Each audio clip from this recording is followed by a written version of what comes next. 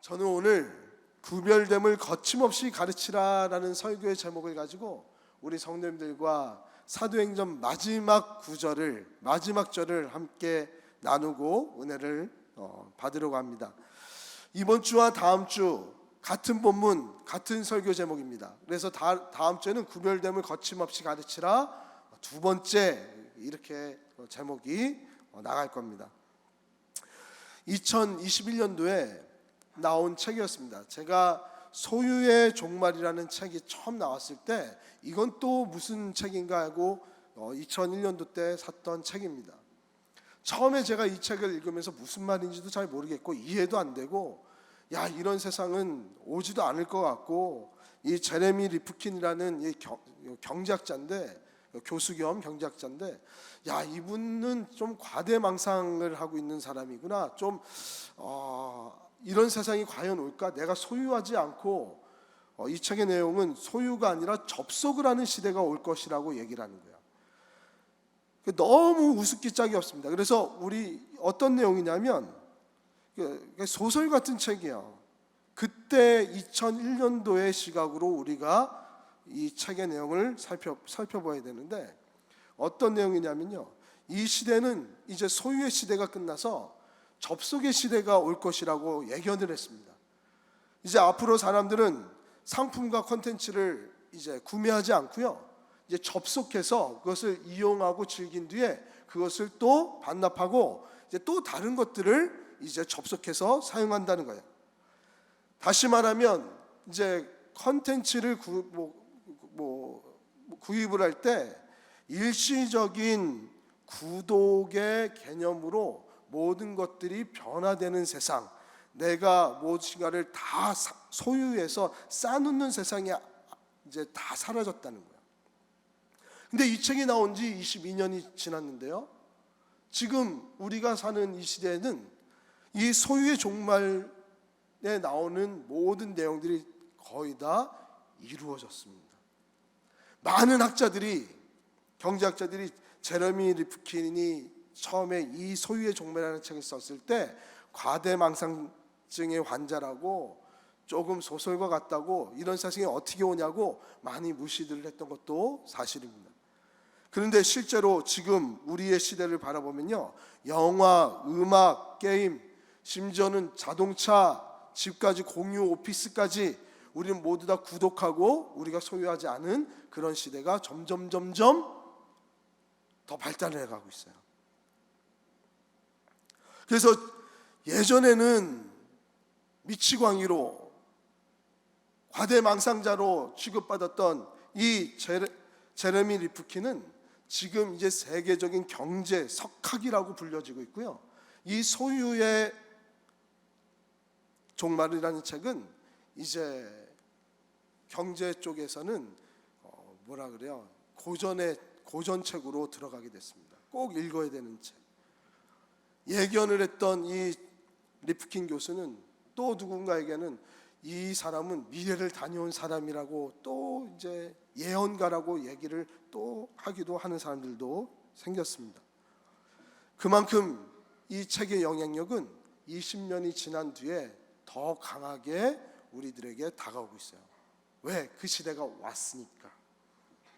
근데 이 책에서요, 세계적인 지성이라고 불려지는 제레미 리프킨이 놀라운 얘기를 했습니다. 제가 이 책을 2001년도 때 읽었을 때 이 부분에 대해서 굉장히 큰 깨달음을 받았어요. 뭐냐면 인류가 처음 시작해서 인류가 처음 가졌던 자산은 돌도끼가 유일했다는 거예요. 근데 지금 문명이 너무 발전을 해가지고요, 지금 인류가 가지고 있는 인류의 자산은 어마어마해졌습니다. 근데 사람들은 착각을 하기 시작했다는 거예요. 자신들이 이 많은 시간들을 다 지내면서 인류가 다 이 문명의 발전에 혁신을 이루는데 기여를 했다라고 다 착각을 하고 있다는 거예요. 모든 사람이 인류의 혁신을 이끄는데 기여한 것이 아니라 이 제레미 리프킨은 0.1%의 창의적인 인간들, 다른 사람들이 보지 못하는 것들을 바라보고요. 그리고 다른 사람들이 발견하지 못하는 것들을 발견할 수 있었던, 생각하지 못했던 창조적인 능력을 가지고 있는 0.1%의 창조적인 인간들과 그 0.1%의 창조적인 인간들을 통찰력으로 알 수 있고 직관적으로 알아볼 수 있는 0.9%의 통찰과 직관을 갖춘 안목 있는 인간들이 이 문명을 이끌어왔다라고 합니다. 1%의 인간만이 창조적 인간이 되어서 이 문명의 발전을 기여하며 살아왔다는 거예요. 그러면서 굉장히 충격적인 나머지 99%는 잉여 인간이라는 이야기를 이야기한 사람이 제레미 리프킨이었습니다. 이 책을 딱 봤는데 제가 이 경제 경영 쪽으로 관심이 많다 보니까 나는 과연 99%의 잉여 인간인가 아니면 1%의 창조적인 인간인가 굉장히 많은 고민을 했어요. 1%의 창조적인 인간으로 살아가려면 나는 어떻게 살아가야 되지? 이렇게 살아가면 안 될 것 같은 거예요.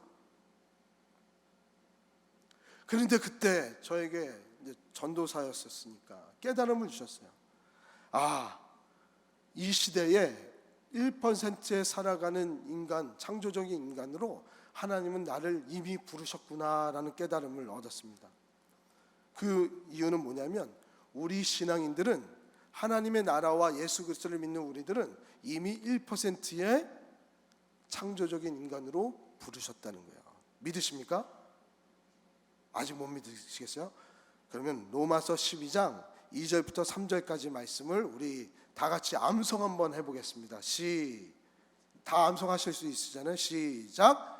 너희는 이 세대를 본받지 말고 오직 마음을 새롭게 함으로 변화를 받아 하나님의 선하시고 기뻐하시고 온전한 뜻이 무엇인지를 분별하도록 하라. 내게 주신 은혜로 말미암아 너희 각 사람에게 말하노니 마땅히 생각할 그 이상의 생각을 품지 말고 오직 하나님께서 각 사람에게 나누어 주신 믿음의 분량대로 지혜롭게 생각하라. 아멘. 하나님께서 분명히 믿음의 분량대로 주신 그 믿음의 분량대로 우리를 늘 지혜롭게 생각하는 것으로 부르셨단 말이야. 그러니까 우리는 1%의 창조적인 인간, 지혜를 생각하는 인간, 이 세상과 구별된 사람으로 살아가는 창조적인 인간으로 하나님께서 구별하셨다는 것이 오늘 이 로마서 12장의 말씀에서도 분명히 나타난단 말이에요. 우리 교회는 이렇게 1%의 영적인 1%, 하나님의 나라를 보지는 못했지만 곧 도래할 그 나라를 믿고 오늘을 살아가는 우리 성도님들의 모임이 바로 이 교회입니다. 그날이 오기까지는 우리는 단 한 사람도 그 나라가 어떻게 생겼는지 우리가 직관해서 실질적으로 본 사람은 단 한 사람도 없습니다. 내가 하나님의 나라를 직접 보았다라고 이야기하는 사람들은 다 아무리 거룩하게 얘기해도 그거는 믿으시면 안 돼요. 그거는 이제 꿈에서, 영몽에서, 은사로 보게 하신 것은 하나님이 얼마든지 할 수 있죠. 근데 내 눈으로 직접 다 봤다? 그것은 이단이라고 생각하셔야 됩니다. 하나님 나라는 우리 볼 수가 없습니다. 주님 오실 때까지 볼 수 없어요. 그래서 already but not이라는 말씀이 나온 거예요. 그런데 1%의 인간으로 우리는 보지 못했지만 어떻게 이 안에서 우리는 하나님의 창조적인 인간으로서 살아갈 수 있는가? 그것이 오늘 본문의 말씀이란 말이에요. 오늘 본문에도 사도 바울은 이 사도행전의 마지막 장에 마무리하면서 우리들에게 자신이 어떻게 살아가는지를 끝까지 보여주고 계십니다. 31절의 말씀이에요. 하나님 나라를 전파하며 주 예수 그리스도에 관한 모든 것을 담대하게 거침없이 가르치더라 라고 하면서 사도행전이 끝납니다. 하나님 나라를 이야기하고 하나님 나라를 가르치는 것으로 끝나는 것이 사도행전이에요. 하나님 나라로 시작하여 하나님 나라로 끝납니다. 근데 이 말씀, 오늘 마지막 말씀, 모든 것을 담대하게 거침없이 가르치더라, 이 말씀을 우리가 헬라어 원어 순서대로 직역을 하면 이래요. 담대하게 가르치더라, 거침없이. 이 거침없이라는 단어가 사도행전의 맨 마지막 단어란 말이에요. 이것이 사도행전을 쓴 누가의 의도가 있었던 것인지 아닌지 저는 알 수가 없어요. 왜? 이것을 맨 마지막에 이렇게 썼다는 의도를 갖고 내가 썼다는 것이 아무 데도 발견되지 않습니다. 하지만 이 사도행전의 마지막 단어가 거침없이라는 단어는 우리 성도들에게 큰 울림을 주는 것은 사실입니다. 저는 누가가 이 거침없이를 맨 마지막에 쓴 의도가 분명히 있다라고 믿는 사람이에요. 왜요? 하나님 나라를 전파했던 사도 바울이 로마에서 하나님 나라와 예수 그리스도를 전하면서 이제 그 바톤이 영적 계보가 누구에게 흘러가고 있습니까? 오늘을 살아가고 있는 우리들에게 가르쳐라, 거침없이 살으라고, 거침없이 이 말씀을 위해서 살으라고. 1%의 창조적 인간으로 사람들은 99%의 눈이 먼 상태로 저 천국을 바라보지 못하지만 우리가 천국을 바라보는 1%의 인간으로서 거침없이 이 하나님의 나라를 위해서 전파하며 살으라고 이 거침없이라는 단어를 썼다라고 저는 믿거든요. 이 사도행전은 하나님의 말씀, 하나님의 나라, 그리고 예수 그리스도를 전하는 것으로 사도 바울의 이야기로 마무리를 짓습니다. 1%의 오늘도 구별된 성도들이 거침없이 가르쳐야 될 것은, 선포해야 될 것은 하나님의 나라와 예수 그리스도라는 것을 우리에게 분명히 가르쳐주고 있는 것이죠. 이것이 우리의 사명이에요. 믿으십니까? 이것이 교회가 해야 될 역할이라는 거예요. 사도 바울은 자신의 전 인생을 아낌없이 이 일을 하는데 다 몰입을 했습니다. 가장 중요한 시간에, 가장 힘이 있을 때에 하나님의 나라와 예수 그리스도를 전하는 일에 몰입을 했단 말이에요. 신방을 하다 보면 우리 연세가 있으신 권사님들과 우리 성도님들이 저한테 이야기하는 것이 있습니다. 은퇴를 하고 이제 하나님의 말씀이 무엇인지를 깨닫고 그 하나님의 나라가 얼마나 귀한지, 예수님의 복음이 얼마나 귀한지를 깨닫다 보니까 내가 조금 더 젊었을 때, 내가 조금 더 힘이 있었을 때, 내가 조금 더 아낌없이 나의 가장 중요한 피크의 시간대 이 사실을 깨달았다 그러면 얼마나 더 많은 일을 하나님 앞에 일을 맡으면서 영광스럽게 일을 감당할 수 있었을까라고 후회가 된다고 말씀을 하세요. 조금만 더 일찍 목사님을 만났다라면 내가 목사님하고 더 즐겁게 하나님 나라를 위해서 더 잘 일을 했을 텐데 참 그것이 많이 아쉽습니다 라고 이야기하시는 분들이 계시단 말이에요. 하지만 지금도 늦지 않았습니다. 특히 우리 가장 중요한 시기를 보내고 있는 우리 젊은 분들, 그리고 중요한 시간이 아닌 인생이 없으니까 오늘을 살아가고 있는 우리 모두들 가장 우리의 중요한 시간과 순간과 가장 중요한 힘, 가장 힘 있는 그때를 하나님 앞에 드리는 우리 성도님 되시기를 주님의 이름으로 축복합니다. 1%의 창조적인 인간들은 그렇게 살아야 되는 거예요.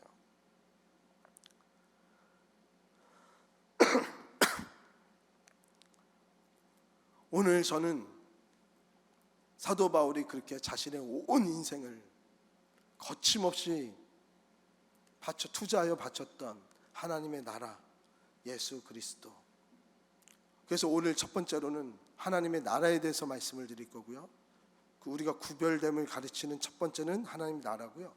그 두 번째, 다음 주는 이제 예수 그리스도에 대한 설교입니다. 먼저 하나님의 나라에 대한 말씀입니다. 사도 바울은 로마에서 지금 하나님의 나라를 전하고 있습니다. 사도 바울이 전하고 있는 하나님의 나라는 평화에 대한 말씀입니다. 하나님께서 주시는 평화예요. 하나님과 인간 사이의 평화, 사람과 사람 사이에 막혔던 모든 것들을 허시고 그 안에서 이루는 평화를 하나님의 나라라고 이야기하는 것이 사도 바울이 이야기하는 하나님의 나라였습니다. 그런데 이러한 하나님의 나라를 지금 사도 바울은 어디서 전파하고 있죠? 로마에서 전하고 있습니다. 이 로마에서 이 하나님의 평화의 나라를 이야기하는 것이 참 아이러니하고 너무나 담대한 일이었습니다. 당시 로마는 지중해 연안의 모든 국가들을 다 통치하고 있었어요. 남쪽으로는 북아프리카를, 동쪽으로는 시리아를, 서쪽으로는 스페인을, 북쪽으로는 영국과 독일을 식민지화해서 통치하고 있었던 것이 로마였습니다. 로마는 자신들이 통치하고 있는 자신들의 식민지가 되어졌던 나라에서 선전하고 있는 하나의 모토가 있었습니다. 그것이 무엇이냐면 우리 역사를 아시는 분들은 팍스 로마나라 한 번쯤 들어보셨죠? 로마의 평화에 대한 거짓 선포를 계속 선전했단 말이에요. 로마의 황제를 통해서 우리가 식민지된 속국된 나라마다 참된 평화를 줄 수 있다라고 계속 얘기를 하고 있는 거예요. 선동하고 있는 거예요. 로마의 통치를 통해서요, 모든 나라들이 이미 평화가 도래했다는 거예요. 하지만 실제로는 어떻습니까? 로마가 주는 평화는 거짓 평화죠. 잘못된 평화죠. 힘으로 억압된 평화였습니다. 누군가를 짓눌러야 됐고요. 누군가의 소유물을 착취해야만 했고요. 죽여야만 했고요. 많은 이들을 고통받게 하는 평화가 로마의 평화였습니다. 여러 나라마다 로마의 군대를 주둔시키면서요, 황제를 기점으로 해서 피라미드로 해서 그 모든 피라미드 구조 안에서 점령지를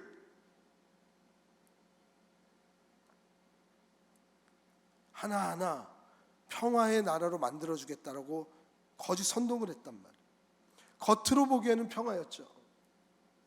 하지만 그곳에는 말씀드렸듯이 눈물이 있었고요, 아픔이 있었고요, 죽음이 있었고요, 착취가 있었습니다. 늘 이 거짓 평화를 깨트려야 되겠다는 깨트릴 그 불씨들, 반란의 불씨들이 늘 도사리고 있었던 것이 바로 로마의 인근의 모습이었단 말이에요. 역사는 이렇게 늘 거짓 평화를 주겠다라고 이야기를 하는 반복의 역사를 보이고 있습니다. 지금도 우리 정치계에서는 우리들한테 거짓 평화를 약속하고 있습니다. 좋은 이상향의 이야기들로, 이데올로기에 많은 꿈꾸는 이야기들로 어느 정당이 통치를 하면 모든 것이 다 편안할 것처럼 그렇게 이야기를 하고 우리는 그렇게 또 믿고 있잖아요. 우리 성도님들도. 그런데 실제로 그렇습니까?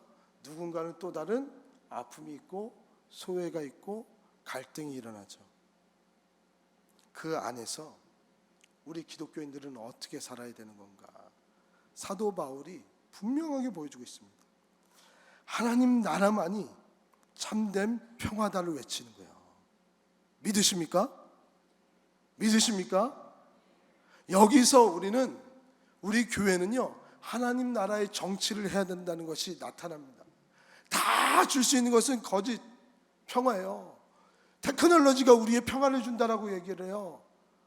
문명의 발전이 우리에게 많은 유익을 준다라 그래요. 하지만 이 모든 것들이 다 잠시뿐이고요. 지금 또 다른 두려움이 AI가 우리에게 많은 평안함을 줄 것 같이 하지만 또 두려움도 있는 것이 또 사실 아닙니까? 모든 것이 다 거짓입니다. 오직 하나님의 나라만이 우리의 참된 평화라는 것을 믿는 우리 성도님 되시길 주님의 이름으로 축복합니다. 그러면 하나님의 나라는 무엇인가? 사도 바울이 그토록 외쳤던 그 하나님의 나라, 그것은 오직 하나님에 의하여 시작되고 하나님에 의하여 진행이 되고 하나님에 의하여 완성되는 나라가 하나님의 나라라고 사도 바울은 이 사도행전을 통해서 계속 우리들에게 말씀해 주는 거예요. 하나님에 의하여 시작되고 하나님에 의하여 진행이 되고 하나님에 의하여 완성이 되는, 하나님 없이는 한순간에도 하나님이라는 존재가 빠지면 그것은 하나님의 나라가 될 수 없다는 것입니다. 우리가 이 땅에서 살아가면서요, 이 말씀을 우리 가슴에 품고 살아간다 그러면 이 하나님 나라에서 우리는 하나님의 주권이 선포되어지게 만들어야 됩니다. 믿으십니까? 하나님의 통치가 이루어지는, 하나님이 통치자가 되는 나라란 말이에요. 하나님 나라에서는 하나님의 주권을 받드는 하나님의 선민들이 그곳에 거주하는 것이 하나님 나라라는 거예요. 이런 하나님 나라는, 우리가 선포하고 있는 이 하나님 나라는 은혜의 나라요, 화평의 나라요, 참된 평화의 나라는 겁니다. 우리가 갈 그 천국의 하나님 나라는 고통이 없습니다. 그 고통 없는 그 하나님 나라가 우리에게 도래할 거지만 미래의 완벽한 하나님 나라는 도래할 것이고, 지금도 이 땅에 천국의 기쁨 가지고 그 하나님 나라가 이곳에 임했다는 것을 믿는 것이 바로 우리 성도들이요. 하나님 나라는 우리의 영혼을 다스리는 것으로 그냥 끝나는 것이 아니에요. 영혼만 다스리지 않으신단 말이에요. 우리의 물질과 우리의 시간과 우리의 육체와 모든 공간들을 하나님은 다스리고 통치하시고 그곳에서 함께 하시는 것입니다. 우리의 영혼이 다스림을 받는다면 우리의 생활도 점차적으로 하나님의 다스림에 길들여지겠죠. 우리의 정신이 바뀌어지겠죠. 우리의 정신이 바뀌어지면 우리의 인생이 바뀌어지겠죠. 우리의 삶의 태도가 바뀌어지면서 우리 주위가 하나님의 나라로 하나 둘씩 세워나갈 수 있는 것이 사실이에요. 사도 바울은 이 하나님의 나라를 분명하게 알았던 자예요. 그래서 자신의 인생을 이 하나님 나라의 통째로 모든 것을 다 투자를 했단 말이에요. 그것을 그리고 또한 가르쳤습니다. 왜요? 그 하나님 나라는 반드시 도래할 것이기 때문에. 제가 1990년도 때요 겪었던 일입니다. 지금도 물론 우리가 많은 변혁의 시기로 또 다른 혁신적인 세상이 또 올 것이라고 우리는 알고 있어요. 1990년도 때 제가 한 책을 보고 강의를 들었던 것이 기억이 나는데 WWW의 시대가 온다는 거예요. 딱 들어도 우리 뭔지 아시겠죠? 근데 그 당시만 생각으로 생각해 보세요. WWW 안에 은행도 들어올 거고 학교도 들어올 거고 대학교도 들어올 거고 이 WWW 안에 가상의 세계가 생겨질 것이라고 얘기했을 때 아무도 그런 얘기를 믿지 않았습니다. 과대망상자라고 똑같이 얘기를 했죠. 정신병자 취급을 했죠. 아무도 귀 기울이지 않았어요. 똑같이 지금 이 시대에 30년이 지난 이 시대에 WWW 시대가 올 것입니다. 이 WWW에는 은행도 들어올 것이고 모두 들어올 것이고 가상의 세계가 만들 것입니다 라고 제가 열변을 통해서 진지하게 얘기하면 우리 목사님 많이 아프신가 보다, 밤새 기침하셨다더니 힘드신가 봐 할 거예요. 왜요? 이미 우린 왔잖아요. WWW를 안 치고 이제는 아이콘만 누르기만 하면 그 WW 그 세상 안으로 들어가는 게 지금의 세상 아닙니까? 더 굉장히 많이 발전됐잖아요. 오늘 말씀에도 아무리 얘기해도 듣지 못하는 사람들이 있다고 합니다. 아무리 이 세상이 존재한다 그래도 마음을 열지 않는 사람들이 있다 그래요. 그 99%의 잉여 인간들이요. 하나님의 나라를 말한다는 것은 우리 이 자리 우리 말하면서 우리들끼리도 하나님 나라가 진짜 존재하지 않나? 우리 굉장히 지금 믿기 어려운 분들도 이 자리에 계실 수도 있습니다. 하지만 그 날은 반드시 와요. 하나님이 통치하시는 그 나라, 우리가 오늘 이렇게 모여서 예배드리면서 오늘 하루를 정말 구별된 자로서 그 나라의 평화를 얻으며 오늘을 살아가면서 하루하루를 살다 보면 언젠가는 우리의 이야기들이 일상이 되는 순간이 온단 말이에요. 하나님 나라에서는 기적이 상식이라고 합니다. 하나님 나라에서는 모든 능력이 상식이 된다고 합니다. 우리는 힘이 없지만 하나님은 큰 놀라운 힘이 있기 때문에 하나님의 놀라운 힘을 경험할 때 우리 지각 밖에 뛰어난 하나님의 놀라운 역사가 상식이 되는 그 세상이 하나님 나라라고 얘기하고 있습니다. 그 상식이 되는 그 모든 것이 하나님의 평화 안에서 이루어지는 그 하나님 나라는 반드시 온다는 거예요. 그런데 문제는 뭐냐면 말씀드렸듯이 우리 눈에 안 보인다는 거예요. 잘.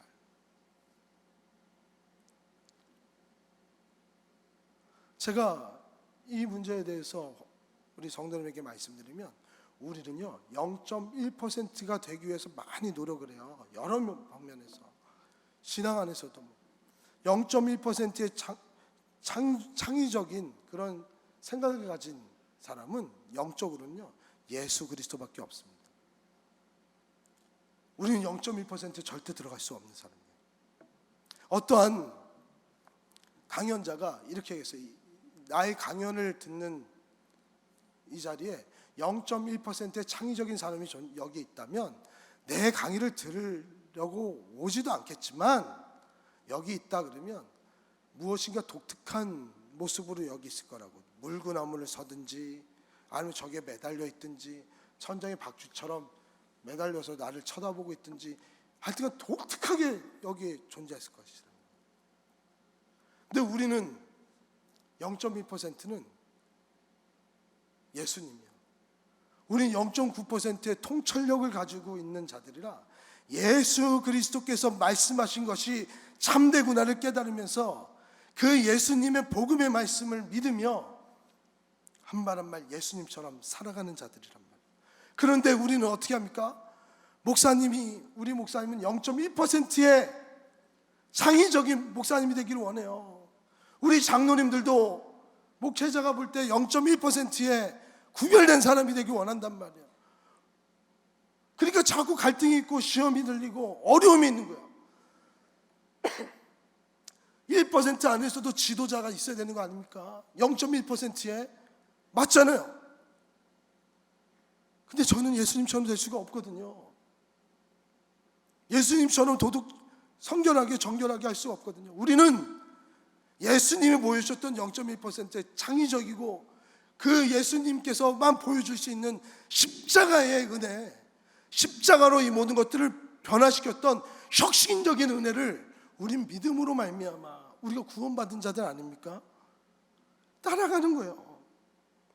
예수님처럼 살아야 되겠구나. 여전히 부족하고 여전히 내가 그 기준에 맞지 않지만 예수님의 십자가의 은혜에 힘입어서 오늘도 내가 나의 무거운 짐을 내려놓고 나의 죄값을 하나님 앞에 사해달라고 기도하며 오늘도 살아가는 거 아닙니까? 우리가 교육할 때요 똑같이 0.1%로 교육하려고 할 때가 있어요. 저희 큰아들이 지금 이제 고등학교 1학년이지만 처음 태어났을 때 저는 천재인 줄 알았습니다. 이렇게 똑똑한 애가 없어요. 3주 만에 아빠를 했던 애예요. 왜 나만 다 3주 만에 아빠 들으셨잖아요. 엄마 얘기 들으셨잖아요. 그게 부모잖아요.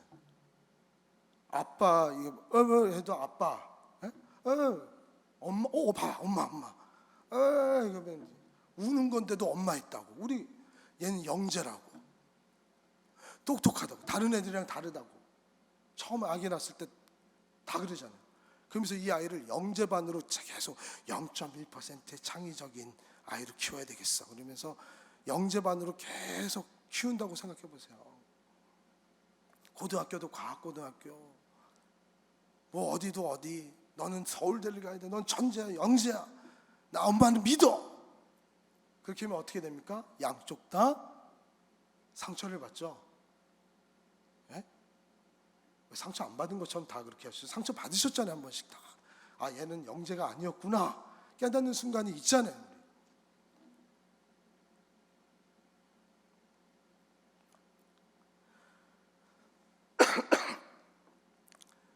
0.1%의 삶을 계속 추구하다 보면 늘 상처와 실패밖에 없습니다. 우리는 영적으로는요, 우리는 0.9%, 예수님만이 0.9%, 1%고요. 우리는 모두 다 그 예수님만이 참된 가치이시고 참된 구원이신 것을 알아본 자들이란 말이에요. 이것이 우리 성도가 가야 되는 길이라는 거예요. 믿으십니까? 그래서 그 0.1%의 길이 무엇이냐가 다음 주의 설교입니다. 기대가 되시죠? 기대가 되시면 오늘 처음 오신 분들도 다음 주에 꼭 나와주시기 바랍니다. 다음 주 설교 기대가 됩니다. 우리는 오늘을 살아갈 때요, 시대를 바르게 통찰할 수 있는 영적인 눈이 열리게 해달라고 기도해야 돼요. 영적인 WWW가 이 세상에 무엇인지를 분별하며 하나님께서 주신 우리의 분량대로 늘 지혜롭게 이 하나님의 나라의 일, 평화를 이루는 일을 이루기 위해서 최선을 다하며 이 하나님의 나라를 가르치는 일에 구별되어 오늘 하루를 살아가야 된다는 거예요. 우리의 가정에서, 우리의 직장에서, 우리의 사업장에서 나 홀로 혼자 걸어 다닐 때조차도 우리는요 0.9%의 1%의 인간으로서, 창조적 인간으로서요, 무엇인가 다름을 보여주고 우리가 전하는 하나님의 나라는 곧 도래할 나라요, 평화의 나라요, 영원히 변하지 않는 참된 거짓의 평화가 아니라 참된 평화와 참된 샬롬이 있는 그런 나라는 것을 우리의 삶에서, 우리의 얼굴에서 보여줘야 된단 말이에요. 우리 성도님들의 삶을 어디에 투자를 하시겠습니까? 사도 바울은 하나님 나라의 모든 것을 다 투자를 했습니다. 우리는 오늘 사도행전의 마지막 말씀, 가르치라, 거침없이, 그 거침없이의 마지막 단어를 우리가 가슴에 새기면서, 그래, 우리의 인생에도 하나님의 나라의 그 평화를 이루기 위해서 사람과 사람, 동과 서의 갈등이 우리나라에 있잖아요. 누구밖에 못합니까? 우리 교회밖에 못하는 거예요. 남과 북으로 있었던 갈등의 골, 그 아픔, 참된 평화를 누가 줄 수 있습니까? 교회밖에 못하는 거예요. 세대 간의 갈등, 거기서 참된 평화를 누가 줄 수 있습니까? 하나님밖에 못하는 거예요. 그러한 평화의 사절단이 되어서요, 그런 막중한 사명을 띈 자들이 바로 오늘 성도님들입니다. 그 삶을 살으라고 1%로 구별되어 오늘 이 자리에 있게 만드신 거예요. 이제 우리가 곧 올 영원한 나라를 꿈꾸면서 하나님께서 우리에게 주실 놀라운 그 사명을 오늘도 잘 감당할 수 있게 해달라고, 교회가 교회되게, 성도가 성도되게, 오늘 모든 갈등 가운데서 평화의 사도가 되어서 하나님의 나라의 일들을 감당할 수 있게 해주옵소서 기도하는, 그래서 축복받는 우리 성도들 되시기를 주님의 이름으로 축복합니다. 아멘. 이제 엑지 29 사도 바울이 우리에게 준 거룩한 사명의 이양은 바로 평화의 사절단입니다. 하나님의 나라를 전할 때 놀라운 일이 일어날 줄 믿습니다.